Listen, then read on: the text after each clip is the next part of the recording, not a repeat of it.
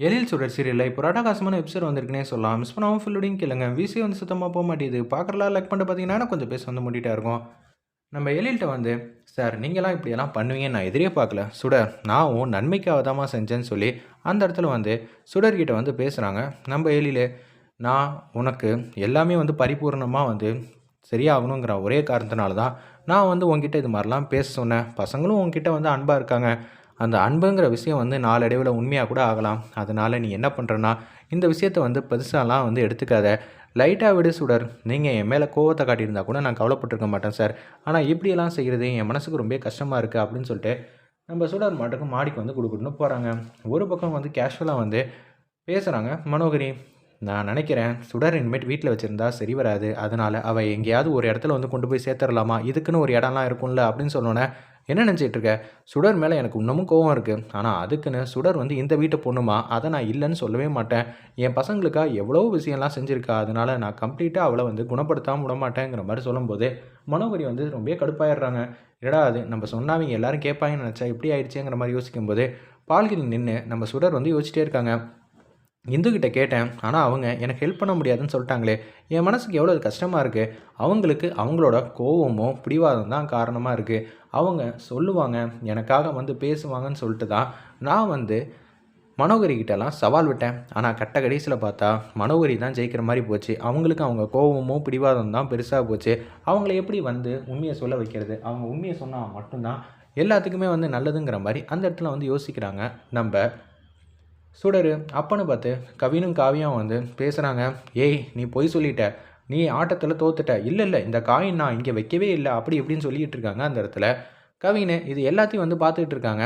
நம்ப சுடரு, "ஏய் நீ இது மாரிலாம் பண்ணுவேன்னு தெரிஞ்சு தான், நான் ஆல்ரெடி எல்லாத்தையும் நான் வீடியோ எடுத்து வச்சுட்டேன்னு" சொல்லி அருமையா மாசா வந்து பேசுறாங்க. நம்ப காவியா, "என்னது வீடியோ எடுத்து வச்சியா? கொஞ்ச நேரத்துக்கு முன்னாடி காயின் இங்க தான் இருந்துச்சு. நீ தானே மாத்தி வச்ச. நீ இது மாரி வேல பண்ணுவேன்னு தெரிஞ்சு தான்டா நான் வீடியோ எடுத்து வச்சேன்." அப்பன்னா, இப்ப நம்ம டைரக்ட்டா வந்து இந்துமதி அக்கா வீட்டுக்கு வந்து போவோம். இப்ப காவியா நமக்கு இப்ப கத்துக் குடுத்த பாடம் மாரியே, அங்க வந்து வீடியோ ரெக்கார்ட் பண்ணிட வேண்டியதான் அப்படின்னு சொல்லிட்டு அதிரடியா வந்து போறாங்க, அந்த வீட்டுக்கு. அக்கா வரதுக்கு முன்னாடியே வந்து நம்ம ஏதாவது ஒரு இடத்துல வந்து பொசிஷன்ல வீடியோ எடுக்கணுமே, என்ன பண்ணலாம்? ஏது பண்ணலாங்கிற மாரி யோசிச்சுட்டு இருக்காங்க அந்த இடத்துல. அப்பன்னு பார்த்து வீடியோ வந்து வைக்கும்போது இந்துமதி ஆவி மட்டும் வந்துகிட்டு இருக்காங்க. அப்பாடா! பார்க்கல. ஏதோ ஒண்ணு ஆகும்னு தான் நினைக்கிறேன்னு சொல்லிட்டு, "அக்கா இந்த விஷயத்தெல்லாம் நான் அப்படியே விட்டுட்டேன்க்கா. உங்க மேல கோவப்பட்டு என்ன ஆகப் போகுது?" அப்படின்னு சிரிச்ச முகமா வந்து பேசுறாங்க. "அப்படிதான் இருக்கணும் சுடரு. என்னோட நிலைமைய நீ புரிஞ்சுக்கிட்டல்ல. புரிஞ்சுக்கிட்ட வரைக்கும் எனக்கு ரொம்பவே சந்தோஷமாவும், நிம்மதியாவும் இருக்குங்கிற" மாரி சூப்பரா வந்து பேசிட்டு இருக்காங்க அந்த இடத்துல. "அக்கா, குழந்தைங்கள பத்தி எனக்கு நீங்க தான்க்கா உதவி செஞ்சீங்க. அதுவும் இல்லாம ஸ்கூல்ல வந்து காம்படிஷன்ல ஜெயிக்க வச்சதுக்கெல்லாம் நீங்க எவ்வளோ ஹெல்ப்ஃபுல்லா இருந்தீங்க. இது எல்லாத்தையும் என்னால மறக்கவே முடியாதுங்கிற" மாரி அந்த இடத்துல வந்து ஒண்ணொண்ணா சொல்றாங்க. "ஆமா சுடரே, இது எல்லாம் வந்து ஒரு முக்கியமான காரணமா தான் அமையப்போது" அப்படின்னு சொல்லும்போது, "குழந்தைங்களும் நீயும் ஒத்துமையா ஆகுறதுக்கு என்னால முடிஞ்ச வந்து ஹெல்ப்ப தான பண்றேன்" அப்படின்னு சொல்லி அந்த இடத்துல வந்து இந்துமதி வந்து பேசுறாங்க. 2 பேருமே வந்து வீடியோல வந்து தெரியிறாங்க அந்த இடத்துல. அப்பன்னு பார்த்து, "இந்தாங்கக்கா உங்களுக்காக தான் ஸ்வீட் வாங்குனேன்" அப்படின்னு சொல்லும்போது, "தீபா எங்கங்கிற" மாரி கேட்குறாங்க. "அவ என்ன பண்ணுவா? சாப்பிடுவா, தூங்குவாங்கிற" மாரி அந்த இடத்துல வந்து சொல்லிட்டு இருக்காங்க. "சரிக்கா, தீபா வந்தா அந்த ஸ்வீட் பாக்ஸ் வந்து குடுத்துருங்கன்னு" சொல்லிட்டு குடுக்குறாங்க.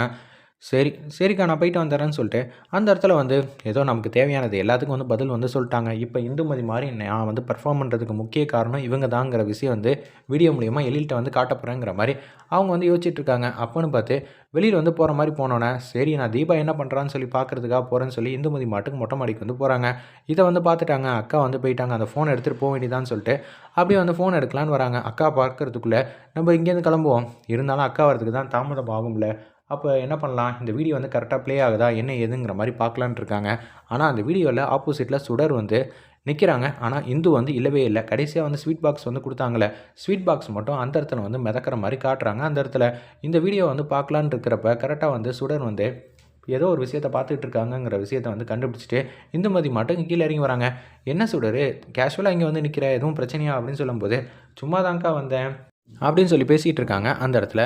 நம்ப இந்துமதி, "சரிக்கா நான் போயிட்டு வந்துடுறேன்." "இல்லம்மா சூடா வந்து காஃபி போட்டு வச்சிருக்கா தீபா, குடிச்சிட்டு போறியா?" "அதெல்லாம் ஒண்ணும் வேணாம்க்கா, நான் போயிட்டு வந்துடுறேன்னு" சொல்லிட்டு அருமையா யோசிச்சுட்டு அவங்க பாட்டுக்கு வீடியோ ஆதாரத்த பார்க்காம, எழிலயே வந்து முதல்ல பார்க்கட்டும்னு சொல்லிட்டு அப்படியே குடுகுடுன்னு போறாங்க. ஒரு பக்கம் வீட்டுக்கு வந்தோனே, "சார் இது எல்லாத்துக்கும் வந்து நான் காரணமே இல்ல. பக்கத்து வீட்டு அக்கா தான் காரணம். அவங்கள வந்து உங்ககிட்ட பேச சொன்னா, நீங்கள் எதுவுமே சொல்ல மாட்டேங்கிறீங்க. அதனால தான் இப்போ நான் அவங்களுக்கே தெரியாமல் வீடியோ ஆதாரத்தோடு வந்திருக்கேன்னு சொன்னோன்னே மனோகரிக்கே தூக்கி வாரி போட்டுருது. ஐயோ, இந்துமதியை வச்சு வீடியோ ஆதாரத்தை எடுத்துகிட்டு வந்திருக்காளா? அப்போனா அங்கே யாருமே இருக்க மாட்டாங்களே, என்ன பண்ணுறது ஒன்றும் புரியலேங்கிற மாதிரி யோசிக்கும் போதே நீங்களே வந்து ப்ளே பண்ணி பாருங்கன்னொன்னே இந்து வந்து ஏதோ ஒரு விஷயத்தை வந்து சந்தேகப்பட்டே வந்திருக்காங்க. பின்னாடி இவங்களை ஃபாலோ பண்ணிட்டே வந்திருக்காங்க போல இருக்குது. நம்ம சுடரை என்னது கையில் செல்ஃபோன் எடுத்துகிட்டு போகிறா, ஒன்றும் புரியலேன்னொன்னே இது எல்லாத்தையும் கேட்குறாங்க. அப்போ தான் வந்து தீபா வந்து சொன்ன விஷயத்தெல்லாம் வந்து ஞாபகப்படுத்தி பார்க்குறாங்க. உங்கள் மனசை வந்து ஒருநிலைப்படுத்தி நான் சொல்கிற மந்திரத்தெல்லாம் சொன்னீங்கன்னா நீங்கள் இருக்கிற விஷயத்த இல்லாத மாதிரியும் ஆக்க முடியும், இல்லாத விஷயத்த இருக்கிற மாதிரியும் ஆக்க முடியும்னு சொன்னேன். மனசை வந்து ஒருநிலைப்படுத்தி அப்படியே வந்து மந்திரத்தை வந்து சொல்லிகிட்டு இருக்காங்க. அந்த வீடியோ வந்து ஸ்டார்டிங்லேருந்து எண்டு வரைக்கும் ப்ளே ஆகலை. எழில் வந்து ஏதாவது ஒரு ஸ்டேஜில் வந்து பேசுவாங்கிற மாதிரி சொன்னோன்னே பார் வீடியோ ப்ளேவே ஆகலை அப்படின்னு சொன்னோன்னே மனோகரி இந்த பக்கம் வந்து ரொம்ப சந்தோஷப்படுறாங்க. இந்துமதி வந்து வருத்தப்படுறாங்க. நான் தான் இது மாதிரி வந்து ப்ளே ஆகாத அளவுக்கு ஆக்கிட்டேன், இருந்தாலும் உன் மனசு கஷ்டம் தான் படும், நான் உனக்கு உதவி செய்யலாம், ஆனால் அதை வீடியோ ஆதாரமாக எடுத்து எல்லார்ட்டையும் காட்டணும்னு நினச்சேன்னா எப்படிம்மா, அதுக்கெலாம் வாய்ப்பே இல்லைங்கிற மாதிரி தான் யோசிச்சுட்ருக்காங்க. அந்த இடத்துல நம்ம இந்துமதி சரி நான் வந்து ப்ளே பண்ணுறேன்னு சொல்லி ஒரு இது வந்து ப்ளே பண்ணுறாங்க. பார்த்தா வேறு ஒரு வீடியோ சாங் வந்து ப்ளே ஆகுது அந்த இடத்துல. இதை பார்த்தோன்னே நம்மளை தான் காமெடி ஆகும்னு நினைக்கிறா.